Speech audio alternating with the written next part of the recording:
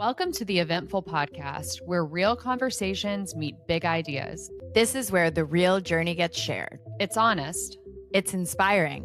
and it's always eventful. Today on the Eventful Podcast, we're joined by Dr. Ladan Shaikh, MD, MSc, an integrative psychiatrist with an interest in novel treatments, including interventional and psychedelic-assisted therapies. Her work blends traditional psychiatry with emerging approaches to support personalized mental health care. The information shared in this episode is for informational purposes only and is not intended as medical advice, diagnosis, or treatment. Listeners should seek the advice of their physician or other qualified healthcare provider with any questions regarding a medical condition. Welcome to the Eventful Podcast. I'm super excited about this next guest. Ladan Shaikh is not only a friend of mine, I've known her for over a decade, but she is a psychiatrist and educator and physician leader in the space.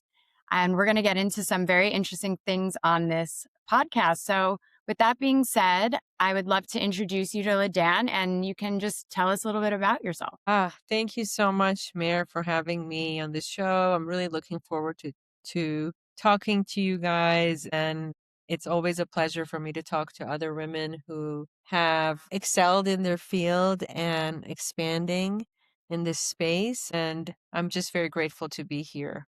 I guess a little bit about myself. Like you said, I'm a psychiatrist. I've been living in New York and Brooklyn for a long time. After completing my training, I started off working in a very busy city hospital clinic where I saw all kinds of patients, including mostly immigrants, I would say, maybe people with severe mental illness, substance use.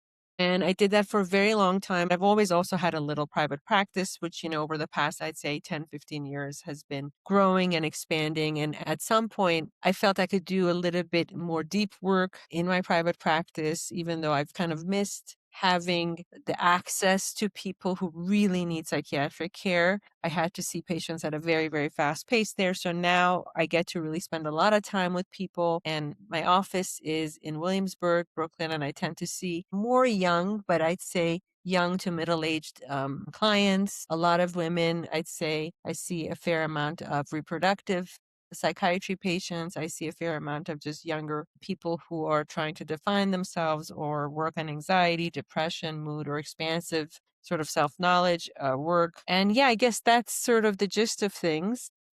Ladan, thank you so much for joining and for giving us a little bit of background on what you do and what you're an expert in and your practice, which we're going to get into soon because I can't wait to ask you some questions surrounding so many things. But first, I want to hear about how you and Meredith know each other. I know you've been friends for quite a long time. So give us a little bit of background on how you met. So I met Meredith, the julep person that she is, through our other friend, Julie, who I think they've known each other for a very long time, but I worked with Julie for a very long time at a sort of city-based clinic, and I got to meet Meredith, I think especially a little bit more early in the pandemic. We became closer as she was trying to also figure out what the next steps are for her. I think, she was trying to navigate different things she'd experienced. And I know there was a leap of faith that she took to connect with you, Jess. And I hadn't met with you then, but I knew that she was making a connection with you to go further with your work together. I guess it was just kindred spirits, and we would walk in the park together and we would talk sometimes. And I know her love for animals, and I got to meet Bodhi and sort of everything that ensued from there. So we've just kept in touch and traveled together. I guess it's just sort of a meeting of heart and souls. And that's how we've stayed connected. Yes, and Ladan and I connected through Ask Dr. Julie, who was on season 1.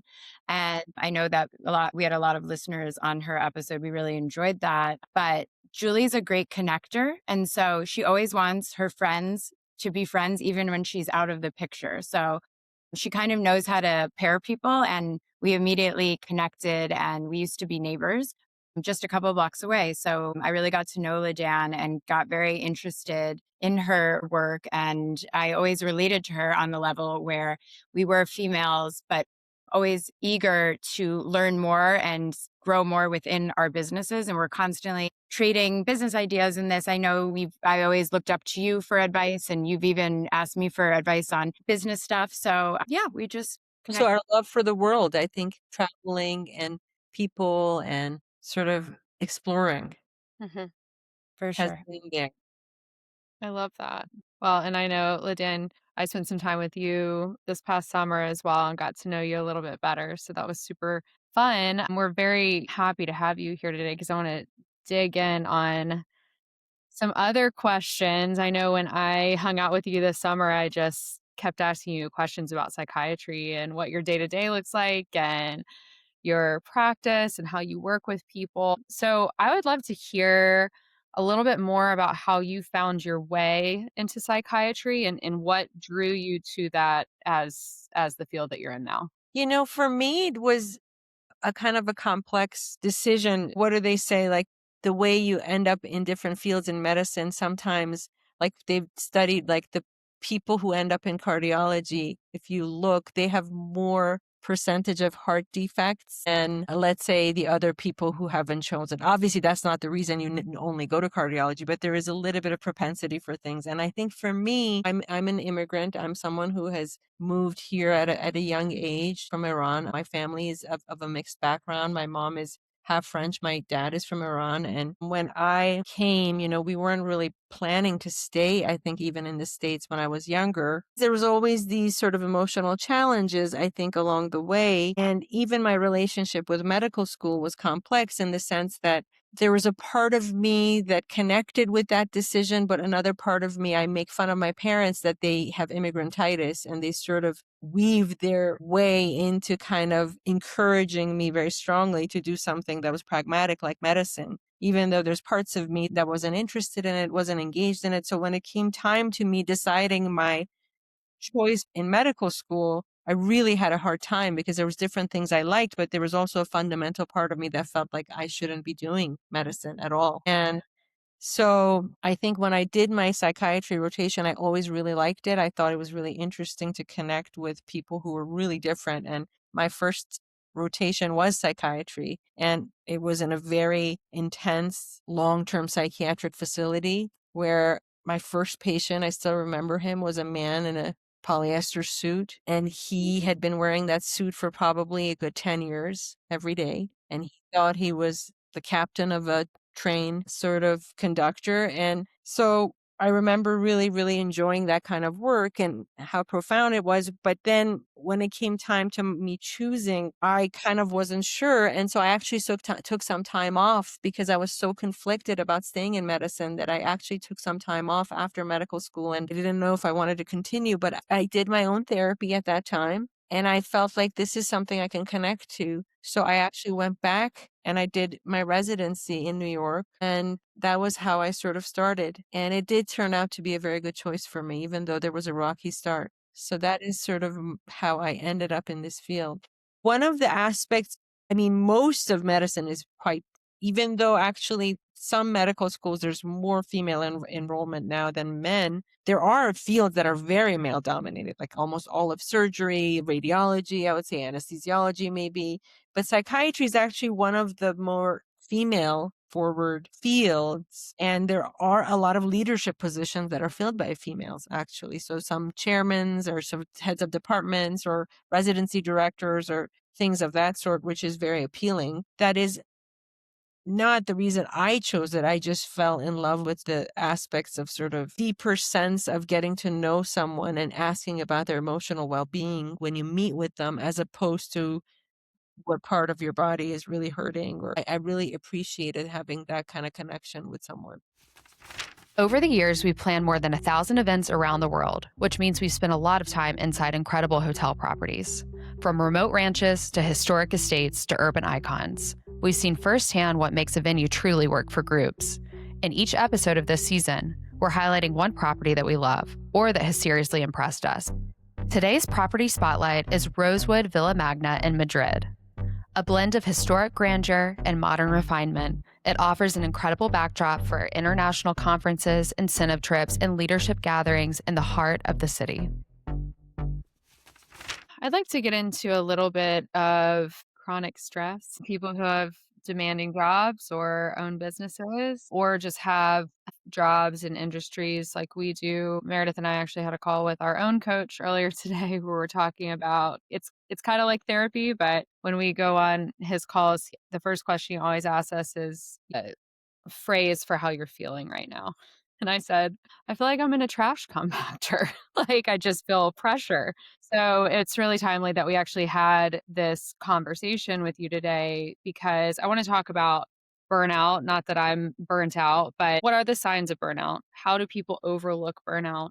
And why do you think people continue even though they're feeling burnt out? I wouldn't say I'm an expert on burnout because that's a very specific work related kind of phenomenon. And I think it's sort of given a lot more attention these days than it would have been in the past. But I think certainly one aspect of it, I do think our overly connected, high expectation work environment is not really in keeping with how our nervous system really is supposed to work. Our brains really are not supposed to be processing so much information at such a high level 24/7. I think the advancement of technology, the constant availability of us to the outside world or things outside of our immediate environment is actually not in keeping with how our body is supposed to be working. We are physical mammals. We are supposed to be walking. We're supposed to be nourishing our bodies. We're supposed to be in movement, supposed to be really in touch with what nutrition, sleep, things of that sort. And I think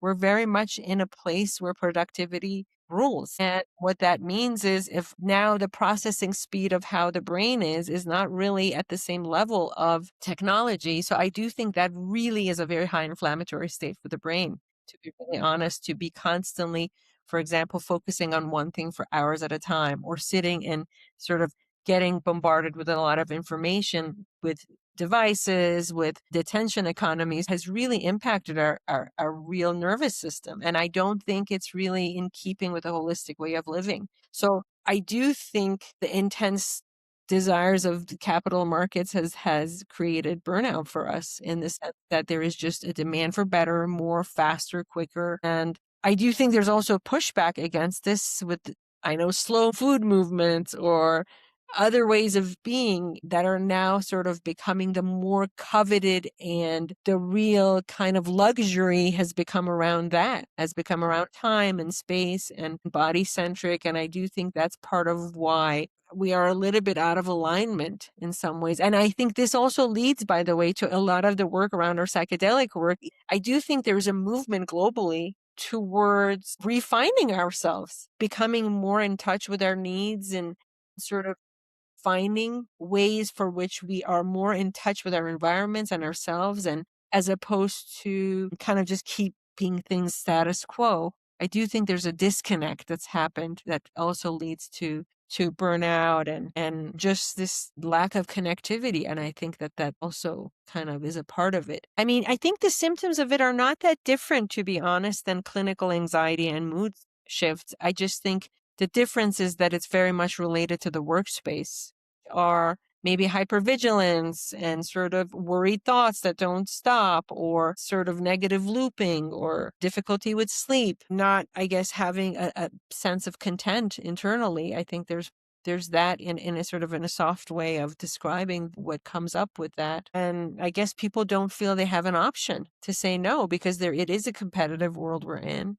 I do think it's becoming more challenging. I think everyone is very worried about the state of the world in some ways, whether it's political upheaval or environmental. I just think we have a lot of exposure that we didn't have before to things, and people are really kind of impacted by that. Mm-hmm. Do you feel that in your career, you have seen a shift in people being more in touch with their feelings? I know that, for Yeah. example, my parents' generation, they were very different about how they speak about their feelings than, for example, Gen Z. I'm a millennial, so we were kind of in between that, but I noticed even a difference between me and Gen Z, even people that are with or so I'm curious to see how you've seen a I shift. definitely see that. I definitely see that. And I'm actually curious to know how you guys see it in the workspace and Mm-hmm. how you connect with them work wise.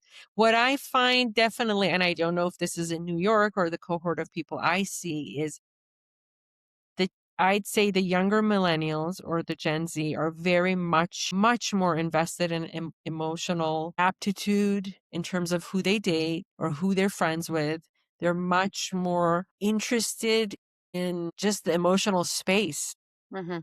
and kind of a lot of sensitivity towards it and a lot of openness. I think parts of it are extremely interesting, especially some of my younger male patients are very interested in therapy. They don't really have the same, let's say, inhibitions around therapy or talking about their feelings that even some of my mildly older patients do. However, with that, I also do notice a difference in terms of how they process maybe their relationship with things like resilience. I do find some of my older patients are a little bit more like they'll white knuckle through things and maybe it shows up in a different way, whereas some of my younger patients have more complicated feelings and sometimes there is a challenge. The work is different. The challenge might be in terms of distress tolerance in some ways, in a way that I don't necessarily see with my older clients. But I think also their worlds are very different. Mhm. But the value placed on things are different, I definitely find. And then there's so much more plurality in terms of connection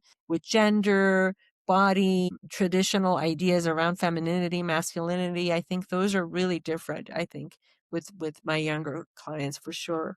And there's so much on TikTok and Instagram around relationships, attachment. Everyone talks about their attachment style, their astrological signs in my session that are younger and versus the older folks don't really get into that too much. But yeah, there is definitely a shift, I would say. That's so interesting Yeah. between younger and older.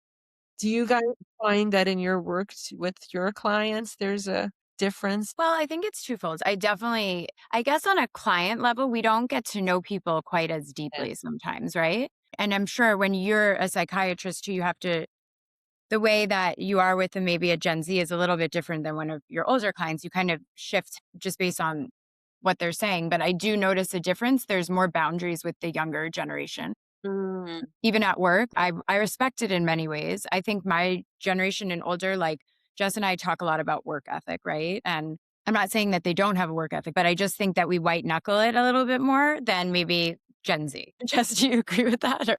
I think I agree. I mean, we're generalizing, right? I would say we have younger employees that work really hard, and then we have had some that 5 o'clock, they're off, they're gone, they're off their computer. And not to generalize it again, but when people are raised, when they're either a certain age or they're raised in certain locations or demographics, there are differences, right? And that's just natural. I think what immediately came to mind for me is Meredith and I always talked about when we worked together internally before starting our business. And now that we're over 6 years in our business, we always wanted to have a global event planning company.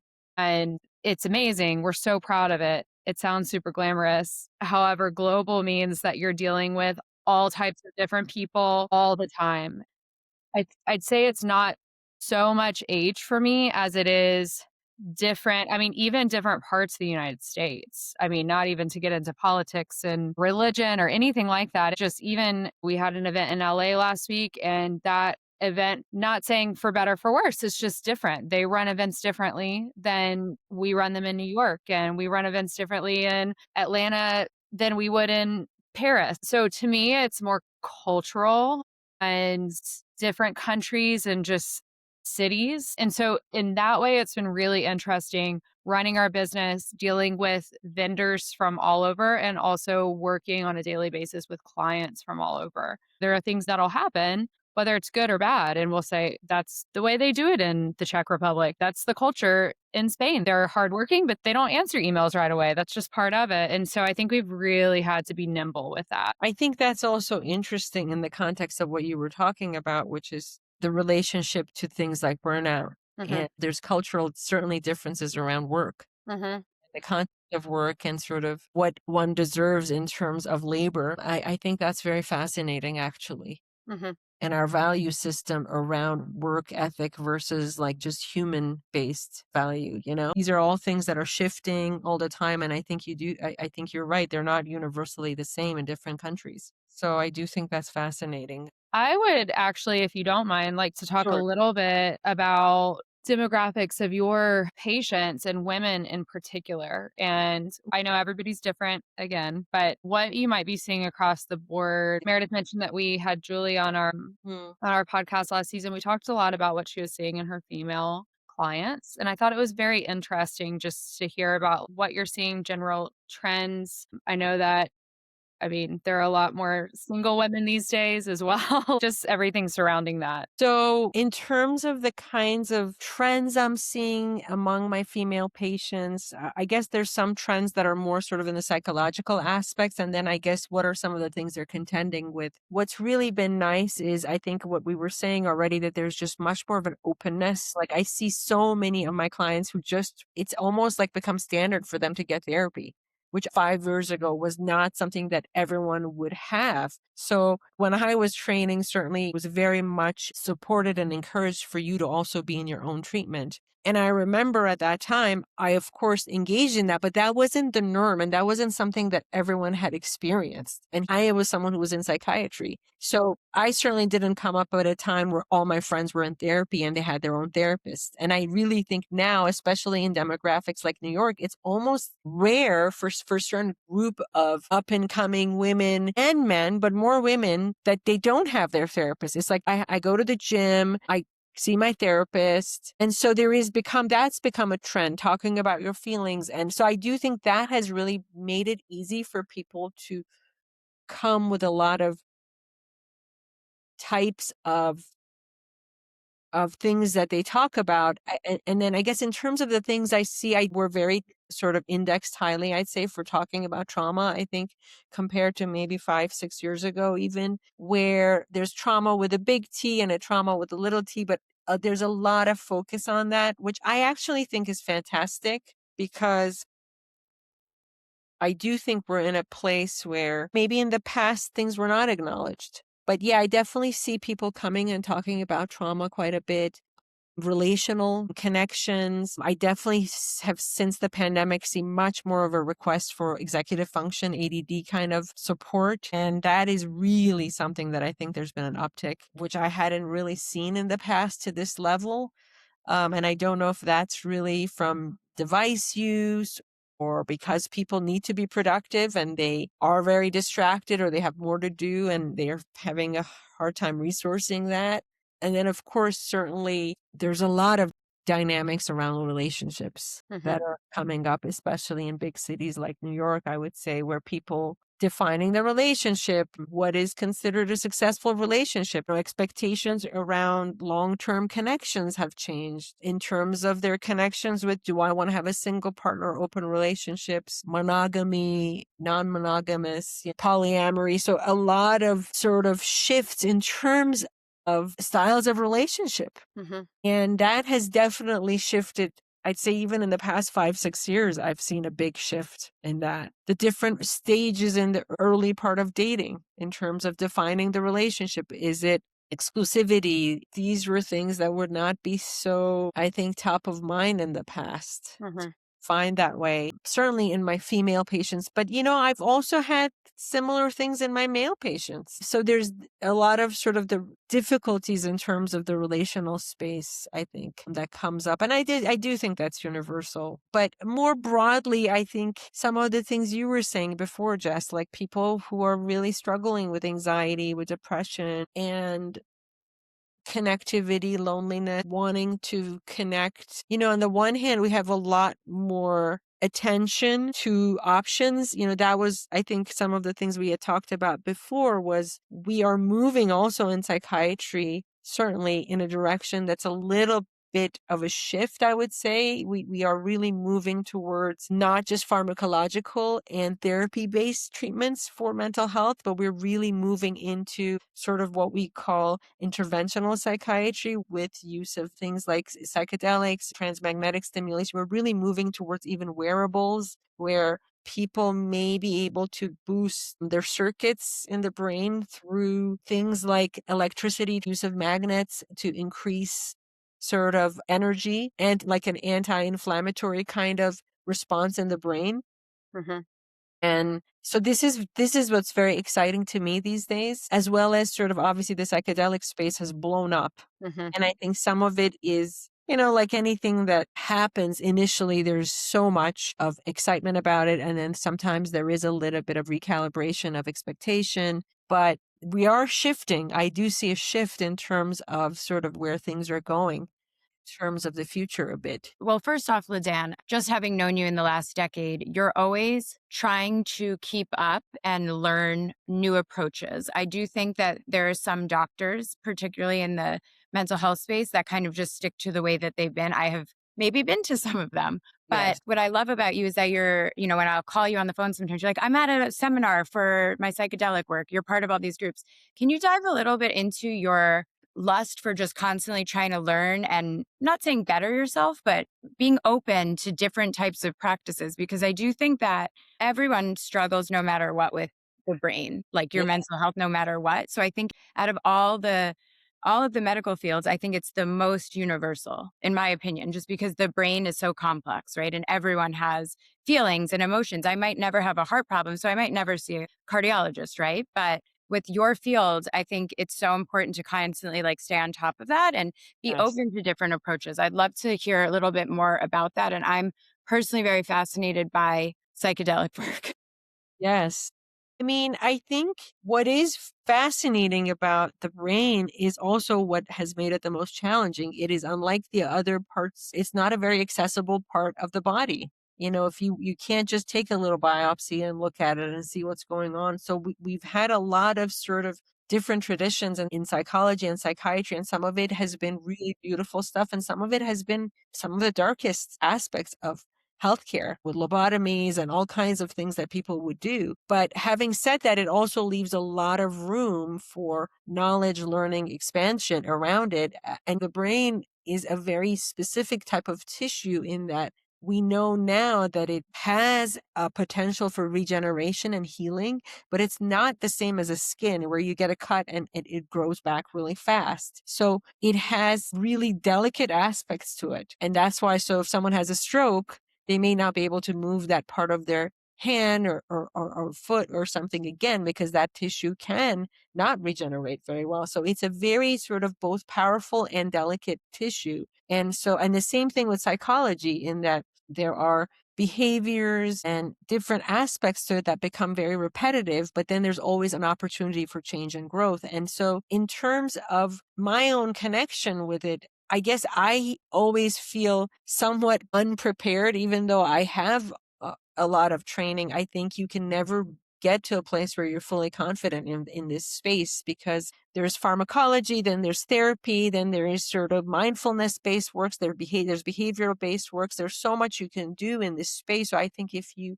don't tend to it, you're not able to go deeper into this work with time. And I do think we are in a special time when it comes to the brain, because I do think there is more detail that we've been able to get actually. And I don't know if it has to do with just the burgeoning of AI or science or just getting a little bit more deep into things, but some things that were less accessible are now sort of bearing fruit. There's this spiritual kind of psycho-spiritual kind of work, which people are really craving. And I think this is where the whole psychedelic work is really coming back. As you guys may have known, there was a tradition of using psychedelics earlier on, but then was sort of squashed. And it still has obviously not sort of come back into full acceptance in terms of sort of acceptable forms of treatment yet. But we do know that there has been a long tradition of plant medicine in indigenous cultures where they have had access to these sort of altered consciousness states of mind.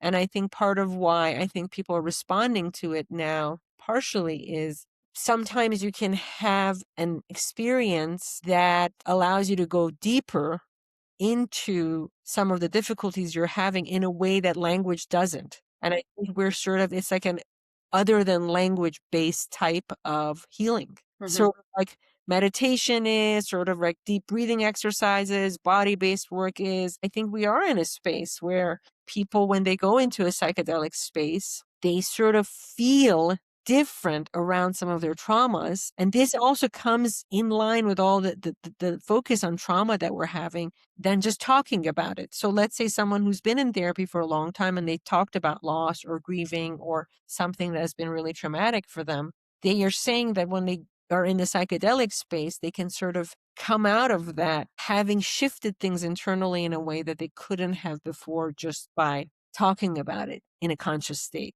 There is a lot of interest in this. I think it's very beautiful work, but I think also, like everything else that we were talking about, there's pros and cons. There's also a lot of people who can do spiritual bypassing, or they just want to kind of have an experience, which there's nothing wrong with that, but maybe it's not a healing experience. If you're just kind of doing acid and tripping and walking in the desert, it's beautiful, but if it's not harnessed in a way or connected, maybe it will kind of land elsewhere.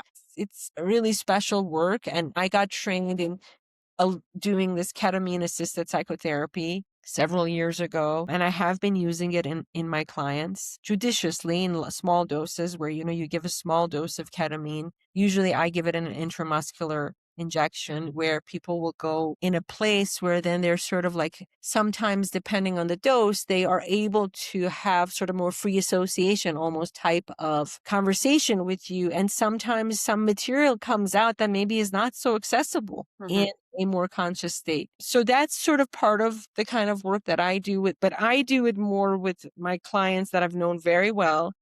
Whereas there are clinicians who just do it with someone like more in an experiential fashion. Even if they don't know them super, super well, they might meet them once or twice and see if they can just drop into those feelings. For me, I'm a little bit more cautious and intentional because I want to know where to take that.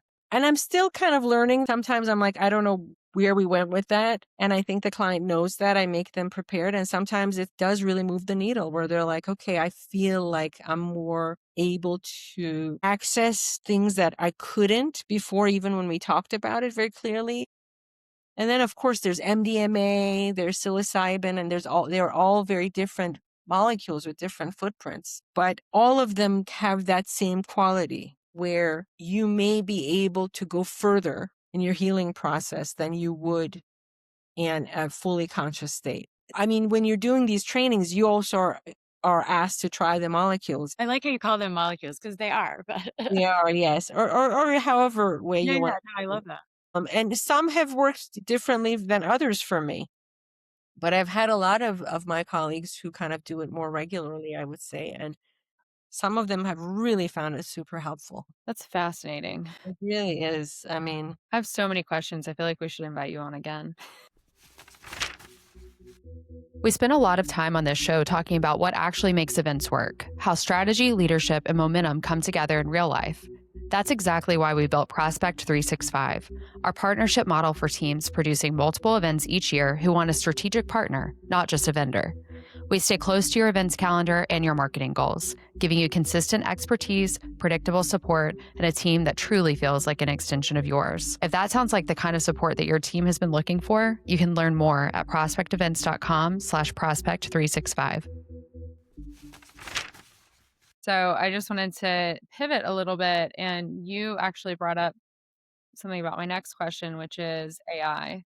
And I know obviously AI is not a licensed psychiatrist, but it's also not a licensed therapist. But I know that a lot of people are starting to explore AI for therapy, and I'm interested in your opinion on that. I mean, there's people who probably can talk to you so cogently about this thing because I'm not in the weeds with that, but I have been really trying to read more about that also. I feel like half the people I know are on LinkedIn now are just talking about AI and therapy and psychiatry and I don't know if this is correct, so don't quote me, but I think I read that the single highest use of AI at this point is for psychotherapeutic processes for people, which tells you where we're going with this. I personally have only used it a handful of times. And I have found it really helpful, but I've also noticed that when I use it, I'm very intentional about the words that I feed it. Like I will say, well, what do you think about this if I put it in comparison with that? Or if you're not aware of all the pitfalls and if you're not thinking sort of in a way that's very thoughtful, because I have done that also before I learned how it worked. It is totally like what they say, sycophantic. It will just completely repeat what you're saying. You're exactly right. That's great that you told your mom to go to hell because she's certainly not been nice to you, Yeah. But having said that, it is very good at providing perspective. Mhm. So I do think a lot of people, from what I see and some of my clients, they're especially my clients who are using it the most are using it with their spouses or their children. How shall I talk to my teenager who got mad at me and stormed out of the room after I did this, that, and the other? They sort of are navigating those kinds of things, I find a lot of people, or around their partnerships. So having said that, I mean, I have a lot of trepidation. I have all the feelings. A part of me is excited about it, but a big part of me is like, where do we go from here? I mean, are we going to even need therapists and psychiatrists? I don't know if you guys know, but Utah is I think the first state where LLMs can now prescribe for you. Really? Yes, they can prescribe, I think, general, regular, basic meds. Like, I think you can just have a form that you talk to. And I don't know how it really works, but this is one of the conversations that's going on in my field that unless you are shifting your way of being as a physician, Mhm. you may become obsolete. I don't know if it's true, but I certainly think there's cause for concern. Absolutely. So I do think I am very concerned, not only for myself, but also in terms of like errors that can happen, how Yeah. it can be used in a way to manipulate people. I do worry about that too, frankly. And controlling other people. We already see there's so much anxiety, I think, on social media around fact checking.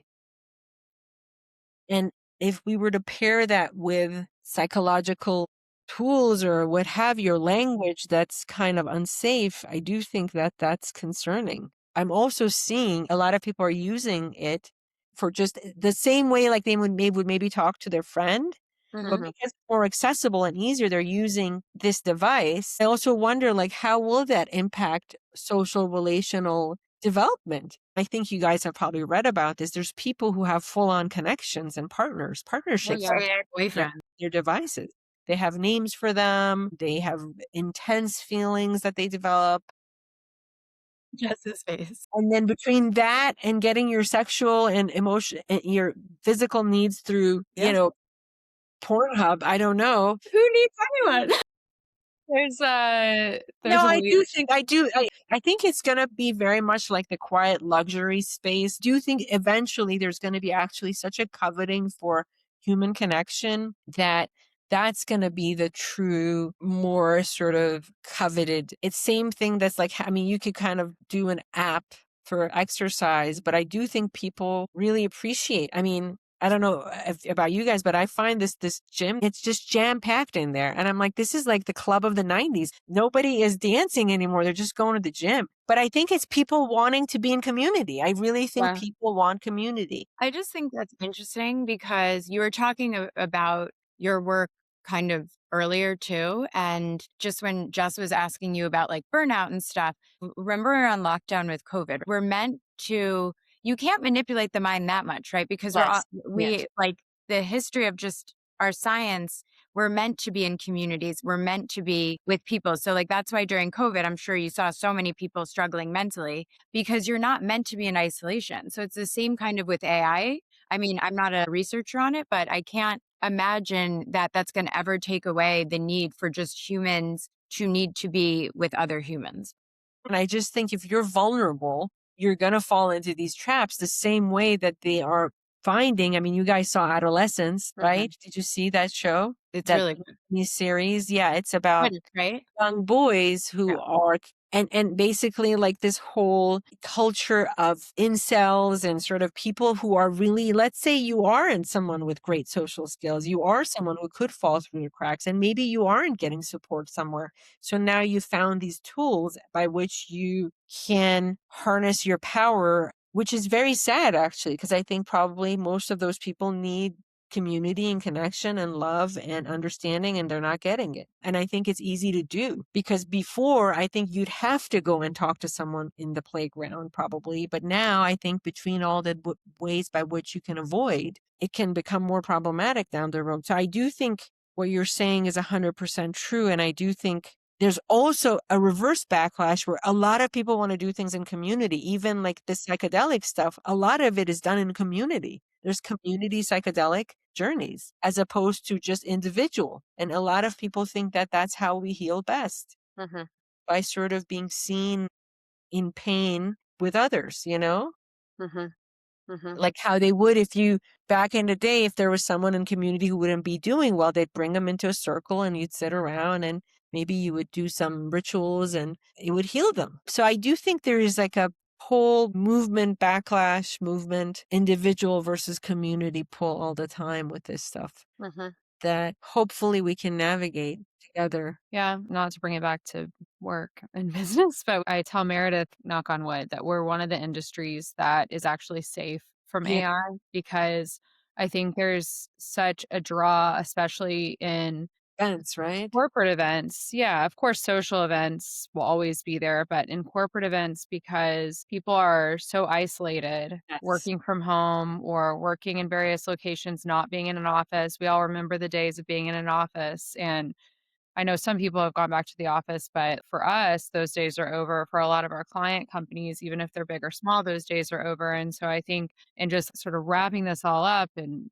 you've got burnout, you've got the isolation, you've got the pressure to continue performing, you've got the pressure to outperform AI so that your job is safe, or to utilize AI in a very efficient way so that you can become the best at utilizing AI in your job and use it as a tool. And Yeah. then on top of that, you're really just only interacting through a computer, which is the way that we're talking now. And it's so common. And to your point, being in community and getting people together is going to be a luxury that is actually a necessity. Cannot skip that because it's going to become so, I don't want to say rare, but people I think are just starting to feel more and more isolated from other humans. And I think people are really coveting it. They're really coveting it. I also have to say in my patients, I have a lot of colleagues who only see people on Zoom. I'm kind of in the, I'd say, rarer group where I see my clients both in person and in Zoom. And I have to say, I have clients who will only see me in person now. And it's not easy for them to get to me, but I think it speaks to what you were saying. And even, for example, this week, I couldn't see them in person and they were really upset with me. One of my clients was like, "Well, maybe then we shouldn't meet until you come back to the office." And I'm like thinking to myself, wow, it's incredible to see that there's people really choosing this, even when it's inconvenient. So that gives me a lot of actually hope and support, Yeah. and that we're physical mammals who crave contact through all our senses, you know? Yeah. I was just thinking too that Meredith and I, obviously, we work virtually. We travel constantly. And sometimes I would say the majority of my own interactions outside of when I spend time with my family are work related and with our clients, which is not really always an environment where you can relax and just be yourself. But I know that Meredith has really gotten into the wellness and retreat Yeah. aspect of that industry over the past year. I did the Hoffman process about a year ago. Part of that for me, the community and being and getting to know other people so deeply over the course of a week, that was one of the most life changing parts, the Mhm. friendships that came out of that and everything for me. And so I agree with you. It's just, it feels like a luxury to connect deeply with other humans. It is. It's beautiful. And I'm hoping to connect with you guys soon in person. We're going to meet you in Mexico. How about that? Please come. Love to. I am going to connect you with my brother, though, who's in Oaxaca. You want Okay. it? Awesome. So, because they're called the Eventful Podcast, we have to ask all of our guests, tell us about an eventful moment in your life. It could be one thing, it could be a few things.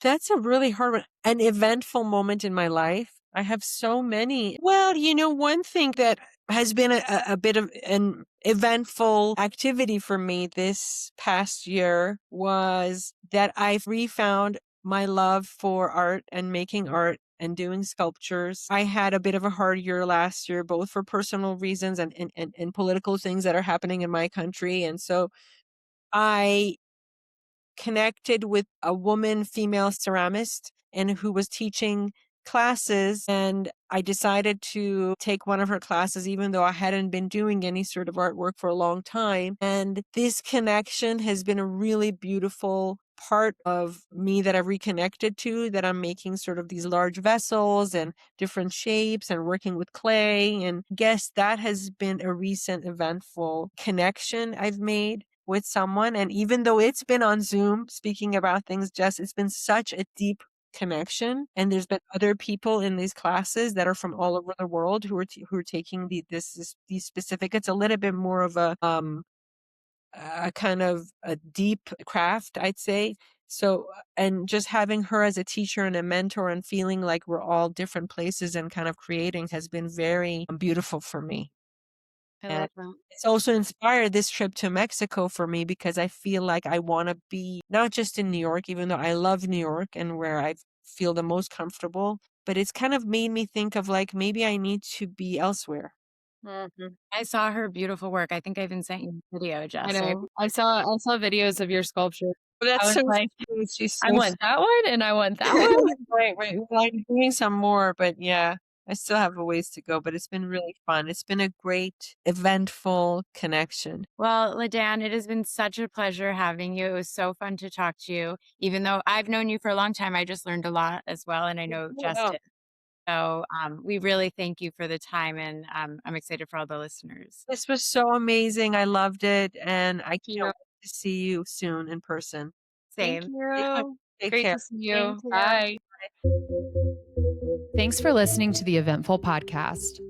If you loved this episode, follow us on Spotify or Apple Podcasts and catch us on Instagram at the handle @theeventfulpod. See you next week.